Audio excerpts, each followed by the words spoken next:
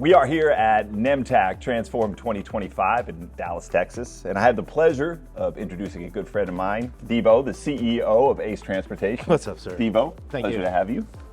All right, well, let's jump right in. Can we take a step back, because we know your organization, but I'd like our audience to really understand your background, where you came from with ACE Transportation. We started off as a taxi company in 1997 with 25 cars and a dream. And we grew our fleet up to about 150 over the years, faced Uber Lyft challenges, COVID challenges. We readjusted our model to become a TNC. We used to be licensed to the city, and now we're licensed to the state to operate.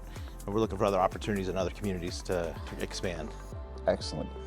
And what was the advantage for you to go the TNC route? We chose to go TNC because of the licensing restrictions and stay competitive in the market space, to be able to have flexibility in price changes. And the oversight on insurance and those basic requirements were being met by the Transportation Network Company rules and regulations in the state. So Got it. And we see a lot of growth in this side of the operation, going from owned units to TNC, so it's always fascinating. I know you've been a pioneer, always at the forefront. Trying. There you go, evolve with it. So, switching gears, best piece of business advice you've ever got? Well, this, fight and try to challenge yourself, try to do more than what you're doing. When you are licensed in our scenario, we were licensed as a taxi. Our threshold was limited by that licensing. By us breaking through and making a change, we were able to adapt and change the way we operate. And there's some fear, right? It's uncharted territory. We're not sure exactly who's going to receive it well, not well, what's going to happen. But I've learned if I don't try, I won't know. Yep. So that's what we've done, and I encourage anyone to keep trying and pushing and push the limits to see what more you can do to make it better.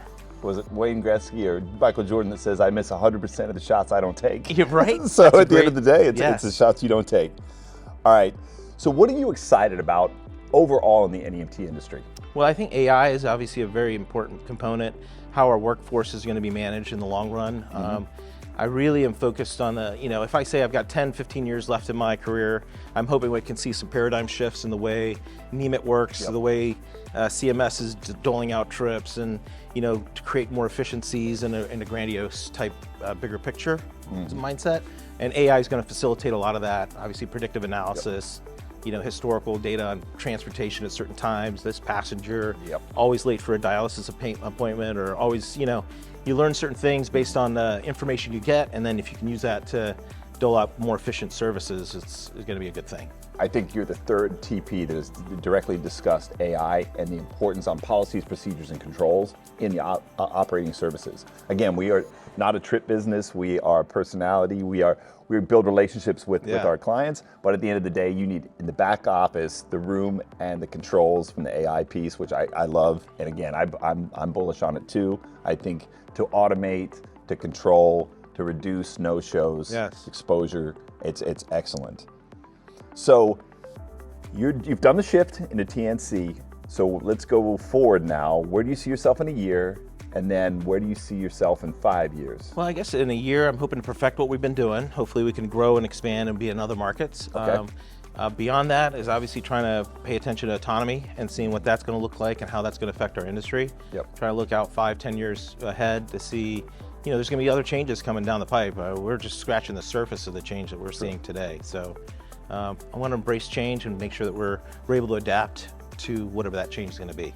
It says Devo is a change agent. Yes. I like it. You got to be inquisitive and you've got to move on the fly. Yeah. I agree. This market will change. You said autonomous vehicles. I mean driverless for ambulatory. Now, you asked me, are you going to move my grandma with a contractor or autonomous vehicle? No way. Not going to happen. She needs a personal contact because it's generational. Yes. But I do agree with that. There's going to be shifts, and technology will come a lot faster than we even perceive. As we discussed many, many times. So what's been your hardest challenge over the last 2-3 years, and how did you overcome that? Or are you still? I'm still working on it. I guess the biggest challenge is change, right? And changing our licensing and what we're trying to do more, and that perception of what that change is. Insurance alone, right? Yes, true. We've reduced our liability risk by everything that we've done, we've reduced our headaches that where we were at before, where we were 24/7 on the hook. Yep. Vehicle goes to the grocery store, the driver goes to his personal whatever. I'm on the hook for that vehicle.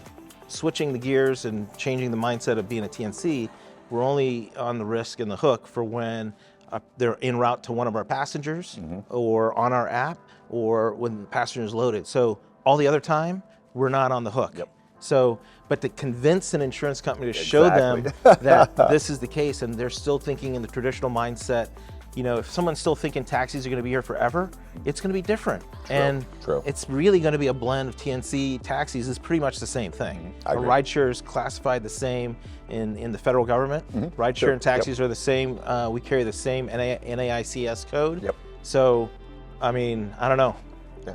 So I hope that we can fight the battles and be able to be that pioneer to help others change as well, to kind of ride with us. And I think that you make a good point. Unfortunately, the insurance model is a dated model, which has not evolved as quickly as you are as an NEMT NEMT operator. So it's trying to go back and push for change and a slow moving machine. Yes. But that's why you have us at S.W.A.N. Yes. So you can sleep well at night. So I want to find out, I want a story now of one trip that you remember, whether it was one of your drivers, whether you were in the room, that really changed your perception in the NEMT space. It really hit home. Something that's personal to you. Well, you know, obviously we service the indigent population quite a bit, and you know, trying to get people from, you know, homeless folks that are on the streets, they're getting moved to shelters. We facilitated some of those movements. You know, there's a need for us to be out there to facilitate some of this transport and being able to bring the tools to the community. Like, you know, all these companies like Department of Human Services, you know, Veteran Commission, they're all these agencies that are trying to find solutions, right? Yep. And with what we're trying to do is trying to bring all those agencies to put it in one batch and to be able to distribute that work amongst multiple fleets that have that same qualifications of service. So a one-stop shop, multi-funding sources, multiple fleets that are participating, multiple qualified fleets. Yeah. That's the vision that we have to go forward. So as an impact, if we can create efficiencies by linking those dots together, we should be able to provide more services at a less cost and more effective. No one's slipping through the gaps, Right. which we have right now. We have huge gaps in Yes. services. Nobody communicates with anybody else. So it's providing service for all. And as we say, it's mobility for all. Yeah. The underserved community, the community that is the welfare community, the homeless community, the transient population, it still has a right, luckily in the US, to have transportation to medical facilities. Yeah. So I do appreciate that. What do you want to see from the industry? You know, adapting, being able to adapt, be nimble to adjust to the current market and everybody moving that direction. And I think it's there. The momentum has started. And you know, you obviously see a lot of vendors here with their software vendors. You know, they may not have everything to solve your problems, but there are tools out there that you can pick and choose what's better for you. So I think really connecting the resources down the road is, I think, the challenge that I see. If we can do it all on one platform, simplify that, that's what I think would make sense. So taking that a step further, now what's your inspiration? So I've got multiple people involved in this. You know, I want everybody to make money. Yeah, of course. Money is the objective, but you know, Gotta have it. helping guys develop themselves, guys and gals, be more independent, be able to generate their own revenue, not be dependent on somebody else to do that. Maybe take pride and respect to do that, and then obviously servicing the folks to get them to the needed appointments and the various things that are required to you know, have a normal life, right? Sometimes more than not, when we take somebody on a trip, this is, you know, they've been home all day. They've been home for the past month. They haven't seen outdoors. They have, you know, so it's more of a journey for them, and that experience needs to be positive as we transport them, because this could be the journey they have for the month, right? And as long as they can see nature and enjoy what's that, and be able to go socialize and interact with other people, I think it's a win. I love that the socialization piece is important as the transport piece for someone that may only see your driver once or twice a day. So Yeah. I love it. Hey, I appreciate your time. Thank you so much. One final question I want to ask. Will the Cleveland Browns win 5 games this season? I hope so. There we go, man. I appreciate you. I hope right now.